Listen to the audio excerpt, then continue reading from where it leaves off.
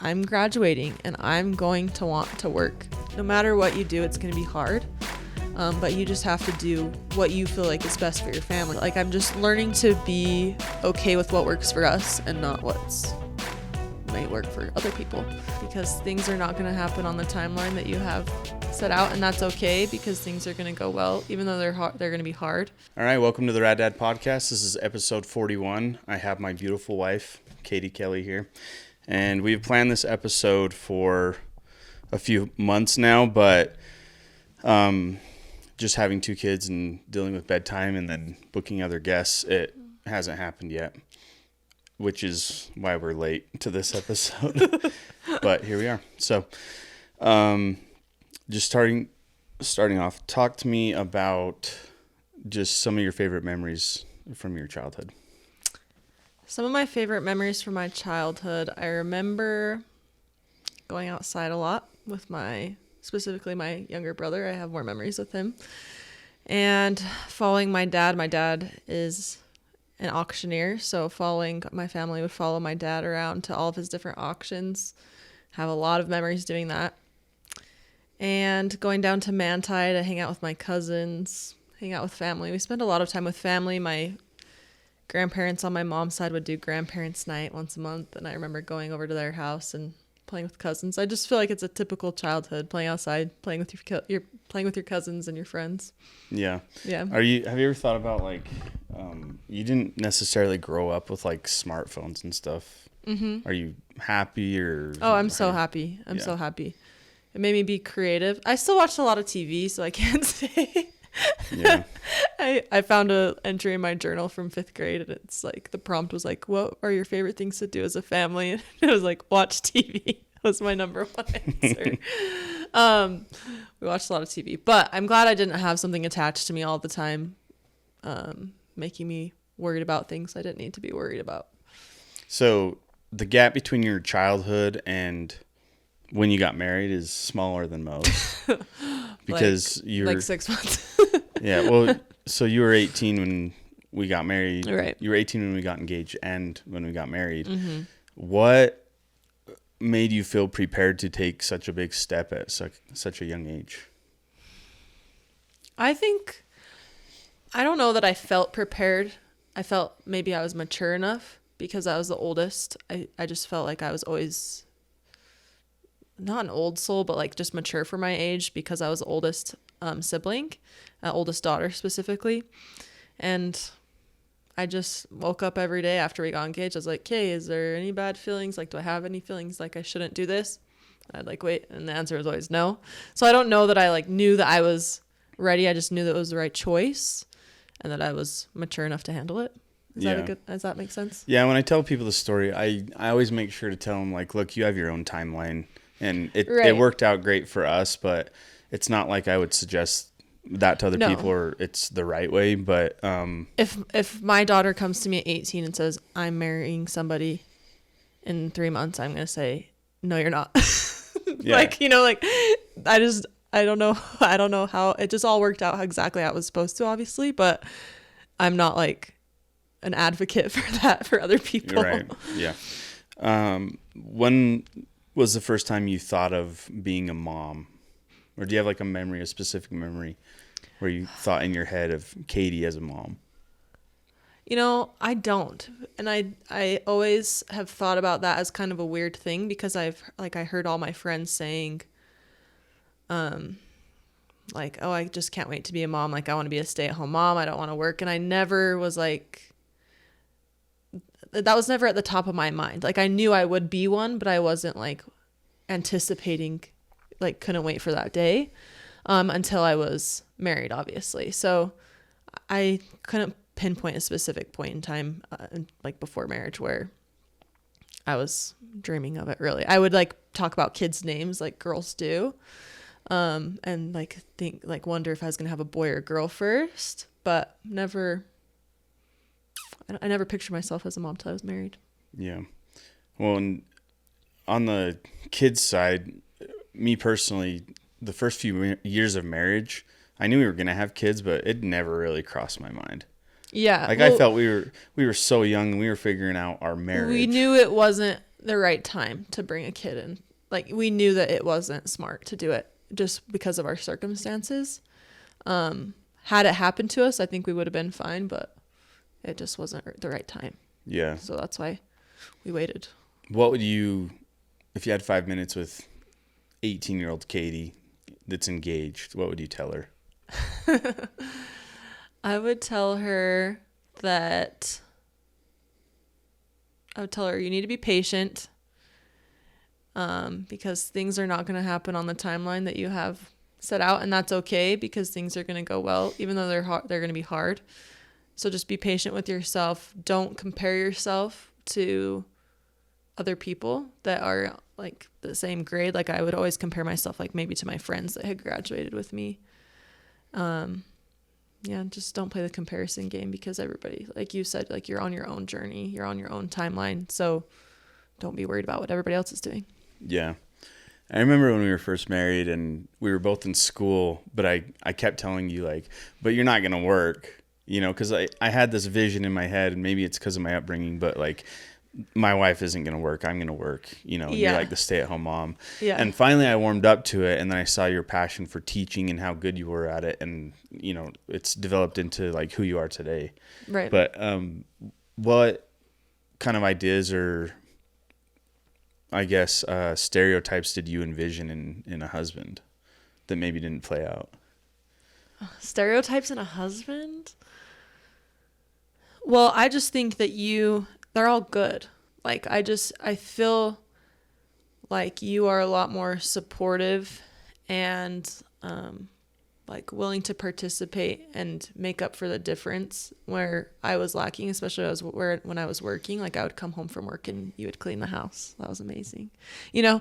And I just never really thought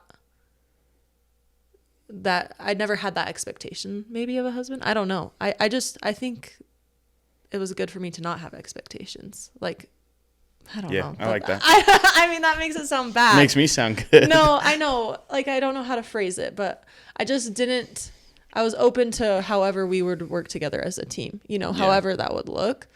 And I just have like vivid memories of me finally having the talk with you, like, I'm graduating and I'm going to want to work for at least a few years, because like, I have put a lot of hard work into my schooling, and I know that this is what I'm supposed to be doing. And then once I like was told you, like, point blank, I'm like, I want to do this, you're like, okay, that's great, like, we'll make it work, whatever you want to do. So what would your message be to young mothers, or I guess women in general, that want to work but maybe carry a little bit of guilt because of what society wants them to do? I have thought a lot lately about mom guilt, because I thought that mom guilt would go away once I stopped working, because I thought it was only associated with that I was a working mom and I wasn't with my kids 24/7 and somebody else was raising my kids. That's what I was told. Yeah. Which is not true, obviously, but I would just say that, and this is advice that my aunt gave me that I thought was really good, that no matter what you do, it's going to be hard. But you just have to do what you feel like is best for your family. So if you feel like it's going to be good for your family to be working, and you think that you're a better mom working, then that's okay. And you just have to let go of the societal expectations. I don't know if that's a word. Yeah. You just have to let go of the expectations that you feel society or like the culture that you live in sets on you, and just do what works best for your family. And for me, that was working for 3 years as a working mom. I taught for close to 5 years, but only 3 of that I was a mom. And so it worked until it didn't. And then once we had our second kid, it just didn't make sense. And I still have mom guilt. Like, I have guilt that I don't provide for our family, and I have guilt that I'm not 100% present all the time, but that's because I just feel like I'm not living up to like what the stay-at-home mom should look like, you know? Mm-hmm. And so I just think I should just turn that guilt into like pride. Like, I'm proud of myself that I was able to work and help support my family and help us qualify to get into a house.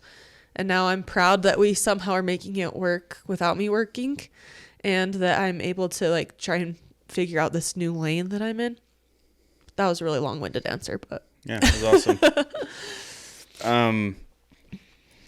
I want you to tell the story about our vision board.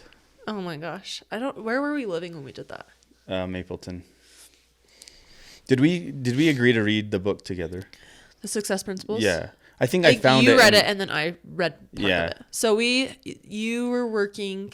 I was painting. You were painting. No, I was at Landmark. Yeah, you were working at Landmark. Yeah. So you were, we were both just still in school, like, Yeah. kind of jumping between apartments and like trying to figure out where we were going to be, what we were going to do. And we read this book called The Success Principles by Jack Canfield. And it says somewhere in there to make a vision board. There's a chapter on making a vision board. Which we had no idea what it was. Apparently a lot of people know what it is, but we had no idea. Yeah, well, back then to us, that was like woo-woo. Like, what's a woo-woo? You know, like, you can't just think about something and then it happens, you know? Yeah. And so we made a vision board and we printed out, like, pictures of all these things that we want to do. And it was on this, like, ghetto, like, tack board. Yeah. And we, like, drove around some neighborhoods and found a house that we liked and took a picture of it and printed it out. And I think I have a picture of the vision board somewhere. Anyway, and we just had it in our bedroom for like 3 or 4 years. Mm-hmm.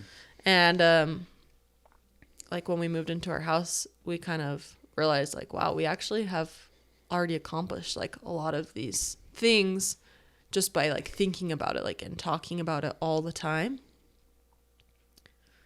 Yeah. I don't know. Is there anything else you want me to add with that?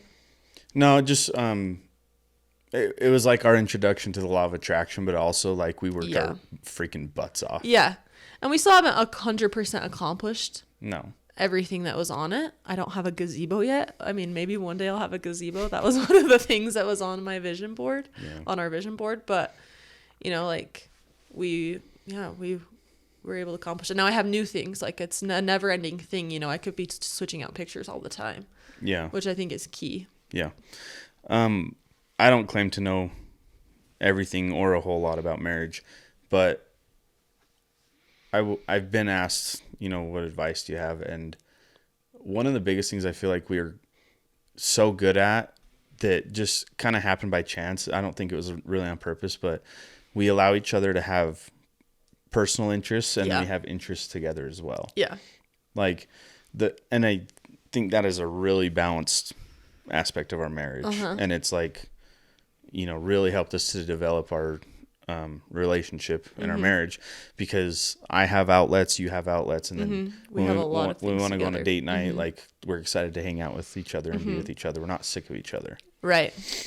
Is there any other lessons that you can think of that I guess we're good at? No, I would just say that is really important, and supporting each other in those, you know, and just not acting annoyed with each other when we want to go do those things. Like, I'm never afraid to ask you, can I go do X, Y, or Z? Because it's equal. Like, you're also going and doing things, you know? So you really have to allow space for each other to do things that you want to do. Yeah. All right. So now that you've observed Jace Kelly in 4 years of fatherhood, okay, if you were to build a tool belt that fathers could use to be the best dads they can be, what would go into that tool belt? Like skills. Yeah. Fatherhood skills. I would say imaginative play, which you're really good at. Kids need that so much. I'm learning that more and more as our toddler gets bigger. And patience, obviously, which I think all parents are continuously working on. I think the ability to recognize when you're in the wrong is really important. Like being able to take a step back and realize when you've handled something in the wrong way and how to like redirect it.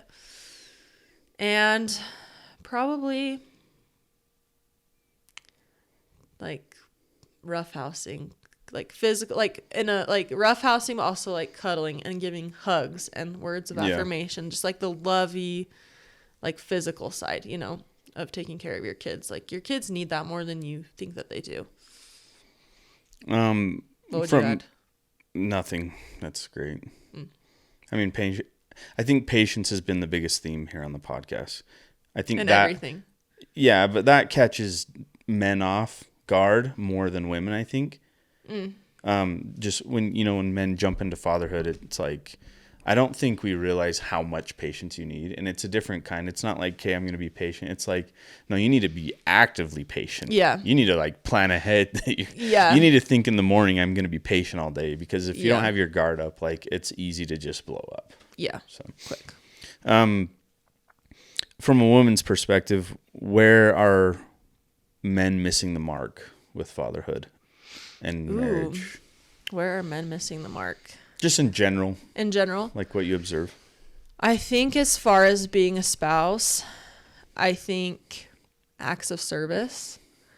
I think that women really appreciate when acts of service and words of affirmation. Women want to know that what they're doing is appreciated. Like, especially moms that stay at home with their kids all day. Like, they want to know that you notice that they did the dishes. They did the dishes, and you appreciate that. They want to notice that Yeah. Oh, I know. I'm like, did you notice I did the dishes? Yeah. They just want, like, they want you to recognize that their job is hard too.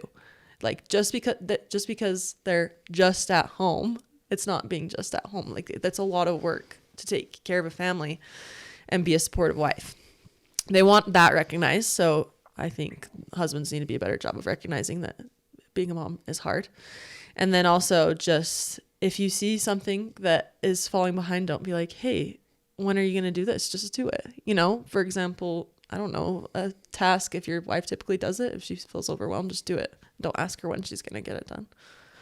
I like it. Yeah.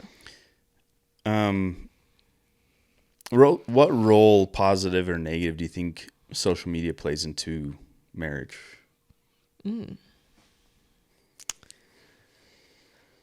Negative, obviously, is just the time that you're spending on it. And without even realizing it, like, I get my little notification at the end of the week with my screen time. I'm like, ooh, that's embarrassing. Honestly, it's embarrassing how much time I spend on my phone. But also the positive side, I think it can, recipes. Yeah, oh yeah, that's true. We get all of our recipes on. But also, I think it can be like an opportunity, at least for us, like to like prove trust, like show trust. Like, like I just, I never see anything sketchy. You're not ever doing anything sketchy. I'm like, oh, if you're like not doing it privately on social media, then I'm not worried. Yeah. I don't know. That's kind of a weird answer, but what pressures does social media add to being a mother? I think just the comparison. It just makes everything more of a comparison. And obviously, I think it's gotten better. Women are showing more of the hardships of motherhood and parenting, but a lot of people aren't, and they're making it seem super perfect all the time. Yeah. And especially like I compare like financial situations a lot. Like I'm like, oh, she has like money to go do this with her kid and put her kids in these clothes, and I just don't feel like that's important. Should I feel like, it just makes me question all my decisions financially, like how I spend money on the kids and how I spend time with the kids and what I put the kids in. It just makes the comparison game way harder. Yeah. I've seen a lot of stuff on social media. We always hear about women and young women, how dangerous it is that they're on social media and they're comparing themselves, right? Mm-hmm. But no one ever talks about men doing the same thing. And I think they do. Yeah. Do you like, I don't know that people talk about it enough, but I can it may not be as heavy, but like, I definitely my Instagram, truck.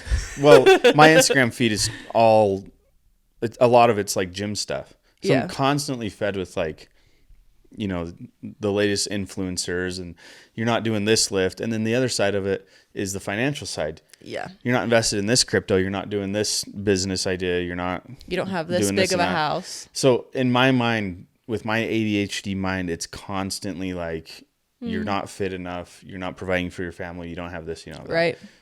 So I feel like there's a lot of garbage. Part of my career is in social media. Yeah, we both work with social media. Yeah, so it's hard, but like, I guess if you can filter through it, it's fine. But when I get down on myself, it reflects on you. So, what do you mean?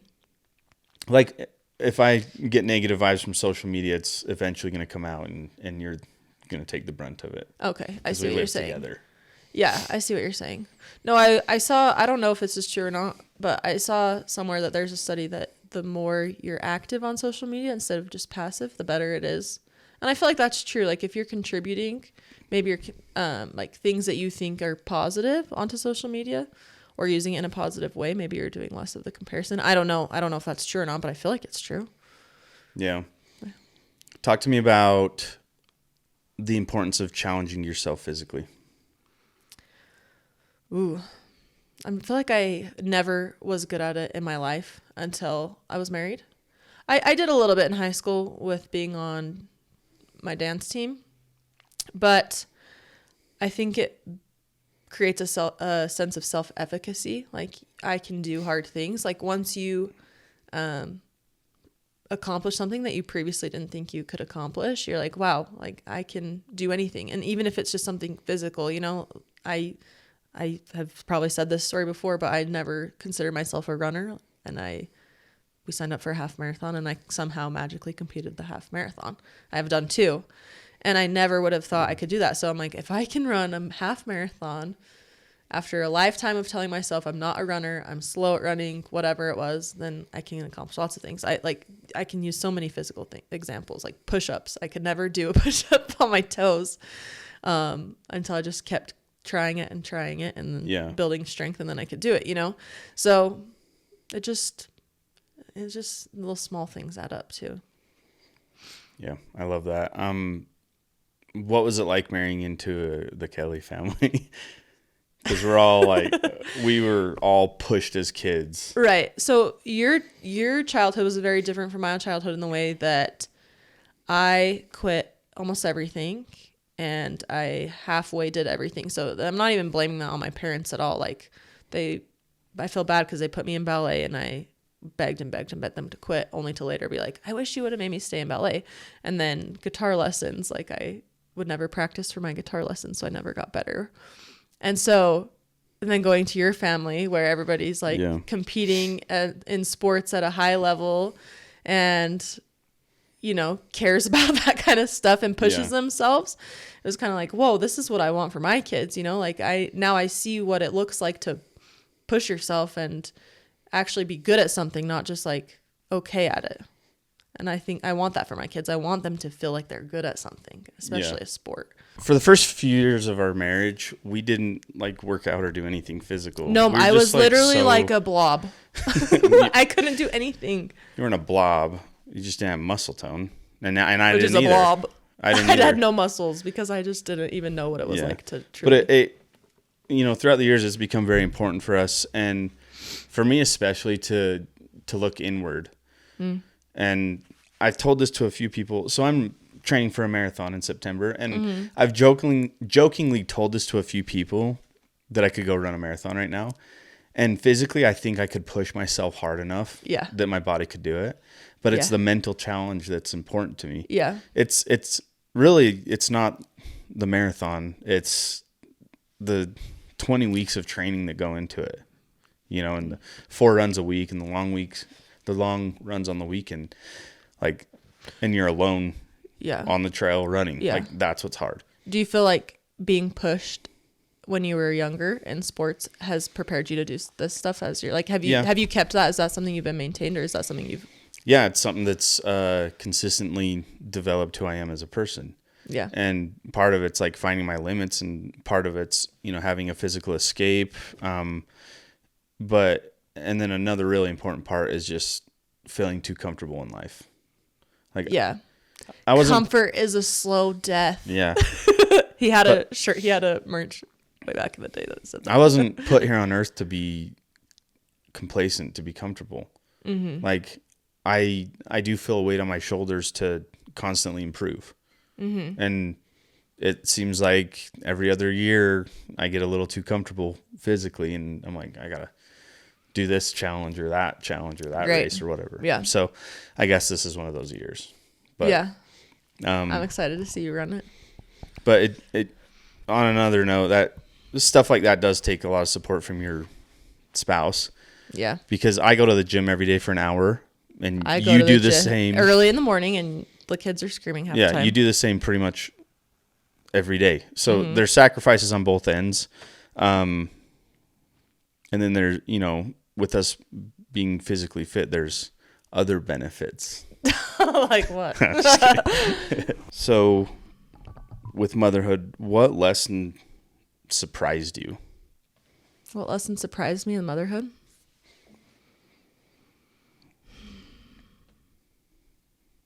I think just like learning all the different kind of emotions that I hadn't experienced yet.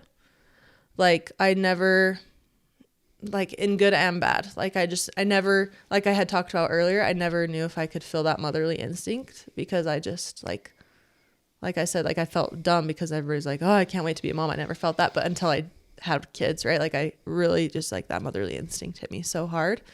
But then also on the other end, like I didn't know I could lose my patience so quickly. Like I'm usually a really chill, patient, I feel. Am I? I don't know. Yeah. I feel that I'm usually a chill, patient person. And just if you catch me on a bad day and Lincoln does the wrong thing, like I can like lose it pretty quickly. And that's really surprised myself, just like how challenging parenting is on your emotions. Do you want to answer some of these? No. I feel bad. Why? We will at the end. Okay. With fatherhood, it's just to go off of what you said. There's been times where it's scared me, the way I've reacted. Yeah. In a negative way, and then immediately after you feel like crap. And then you feel like, stupid. I can't believe I did that. Yeah. Yeah. Like that's exactly what I didn't want to be as a parent. Like I've had like I remember crying several times because I'm like, I don't want to be the parent that handles something like that. Yeah, and we became parents. It was a little bit unique because Lincoln was born a week after the world shut down because of COVID. So we were in the hospital, but we could not have visitors. It was like the mom and one guest and the baby, right? And then we go home and everyone's freaked out with COVID, and we didn't have visitors for a few weeks, really. Yeah, I mean, like our parents and siblings kind of came here and there the first week. Yeah. But, the whole world shut down, and it was just this weird time in our lives, and then figuring out parenthood, and I don't know, it was just really weird and hard. Yeah, it was. And I didn't realize how hard it was till we had our second child, and I saw, like I knew it was hard in the moment, but now after having another one, not during COVID, and seeing how it really could be like and having even more support, I'm like, oh, this would have been nice the first time around. Yeah. How has having kids changed your perception of motivation? I don't know. I think it will. I think that perception's even going to change as they grow older. Maybe that it's not as easy to motivate as I thought it was going to be. That's all I can say for now. Is it easy to motivate yourself? Are you talking about motivate me or motivate the kids? You. Oh, how's my opinion on it changed since having kids? No, your perception. It's more about discipline than motivation. Is that what you told me? You can't quote me on my podcast. I'll answer the question you can see what I'm talking about. Yeah, I just don't know if I know what you mean. But I do have to be disciplined. Like when we talk about going to the gym, yeah. I don't have motivation to do lots of things because being a mom is freaking hard and I'm freaking tired all the time. Yeah. What if? Never mind. Anyways, so I just have to be disciplined and just get up and go. Anyways. Yeah. We've talked about this on the podcast. I've talked about this with a few different guests, but I feel like I've always been a very motivated person. I feel like a pretty motivated individual, but once we had Lincoln, like it went to a whole different level. It almost completely transformed from motivation to like urgency. Yeah. Like now it was like, 'cause you have somebody else that you're. Yeah. It was like instinctual. Like now I have a wife and a kid I have to support. I got to get out there and get after it. And like, I remember for a few months, the feeling was so new to me, for like 6 months, I would wake up and I was just like so determined to get after it and excited. Okay. Your answer is better than mine. Yeah. Do you want to change your answer? No, I can't change my answer, but that makes a lot of sense. That is a good answer. Yeah. Talk to me about why traveling is so important to you. Just opens your eyes and it makes you realize that people like, it just makes you see people for people, you know, like it humbles you. That's what I'm trying to say, is it humbles you and it makes you realize that you are not better or more important than anybody else. And I think that comes through experiencing different cultures and witnessing people that, you know, live in poverty, or witnessing people that live in different circumstances than you. And just figuring out, it also teaches you how to communicate and build connections with people that maybe you normally wouldn't, which is an important skill. There's just so many skills to be learned through traveling that are priceless, that you really can't, and that sounds cliche to say, you can't teach in a classroom, but my eyes have just been open to the world since traveling, and I felt like I was so naive before that. Yeah. And ignorant. We made a lot of mistakes when we started traveling. I think we made almost every mistake. Just about. We have never missed a flight though. Yeah, but I will say it was all worth it. I mean, there was bad times when we were traveling. You know, we have a lot of funny stories, but it's all worth it because it's made us better travelers. And now that we have kids, like, those skills come in handy, right? I want to hear your most horrifying travel story, like what you think was the worst travel story we have so far. For me, it was probably when I had diarrhea when we landed in Miami, Florida the day before our cruise, and we couldn't check into our hotel. So we were walking we laid on the beach with our suitcases for like 2 hours and just kind of suffered. Mm-hmm. What about you? Probably just not planning well and lugging our fat luggage through the Dubai Mall, trying to find for like 2 miles. Trying to find where we were staying, and it's 85% humidity, 100 degrees outside. Or that same trip when I made the bad decision to wear short shorts and my legs were chafing, and we were walking around and I bought crappy pants that ripped. Sweats, yeah. So anyone who knows you knows that you have this ability to be a light in whatever room you walk in. Like, you're so approachable, and people just like, they're attracted to you, like strangers in the airport or, you know, whoever. Is that a skill that you feel like you've developed, or is that just Katie, like you were born with it?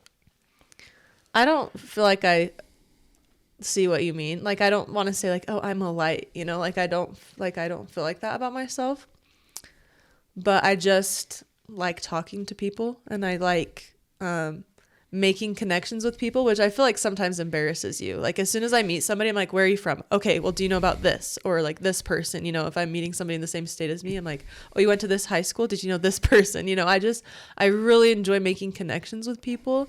And so I think people like to talk to people that don't think that they're better than them. Does that make sense? Like, I don't think anybody would meet me and think that I think I'm better than them.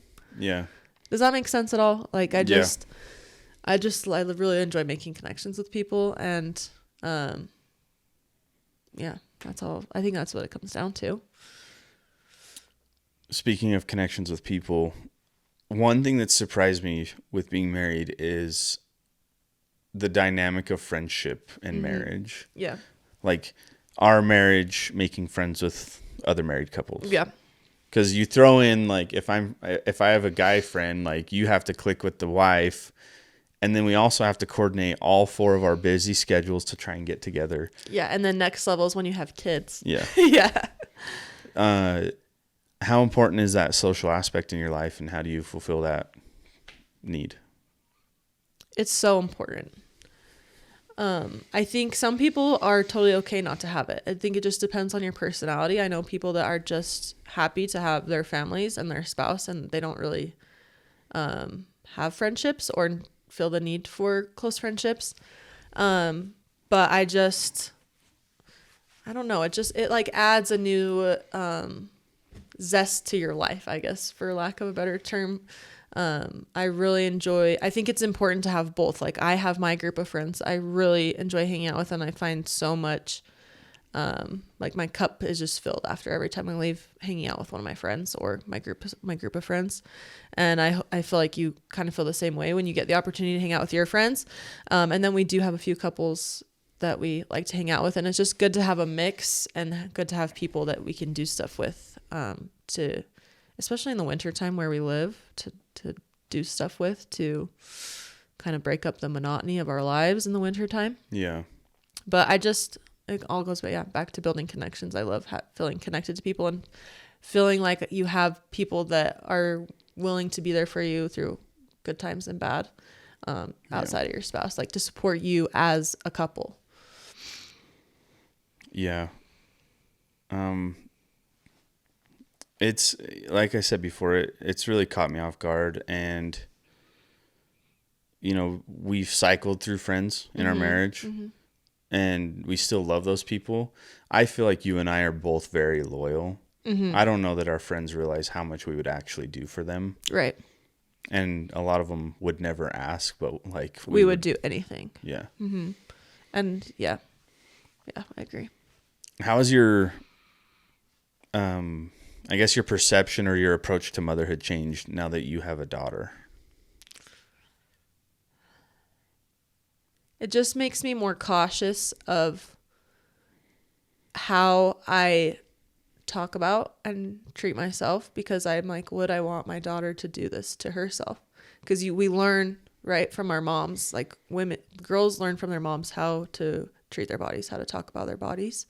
And so it just makes me more cautious of that. Like, I would never want my daughter to like look in the mirror and I'm not gonna start crying.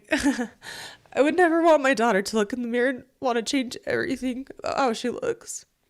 And especially like having Lila, everybody's like, oh, she's your mini me, she looks just like you. I'm like, well, what is that going to say to her if I just always talk about how bad I look?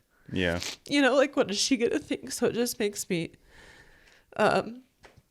be really cautious about how I treat myself, because I want my daughter to treat herself well and talk good about herself. Yeah. Yeah. I always promised myself that I would never be the dad that like is cleaning his guns when the date comes over to pick up his daughter. Yeah. And I still won't be that person. Yeah. But the protective instinct is like way stronger with Lila. Yeah. Like there's been times where Lincoln hits her and I just like, oh my gosh, I like go primal mode. I've felt that too, yeah. Because it's just different. It's hard to explain. And I feel like I always joke around like I have no experience with girls. Like I grew up with 3 brothers and my sister, and who was basically forced to deal with the same stuff as the but boys. I never had like a little sister. Especially like little girls, like I don't know how to play princess and stuff. Yeah. But I'm sure as heck gonna try. Yeah. You'll be at every dance competition or whatever. Yeah. Yeah, like it does not matter what it is. I'm absolutely committed to being involved. Yeah. In our kids' lives, yeah, like whatever way it is, Yeah. So that's super important to me, and I guess I'll be that.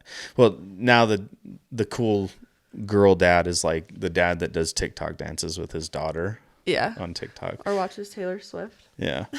Yeah, I'll be like at the Taylor Swift concerts. I guess you will be. So we can both be. Yeah. What's heavy on your mind lately? Heavy on my mind?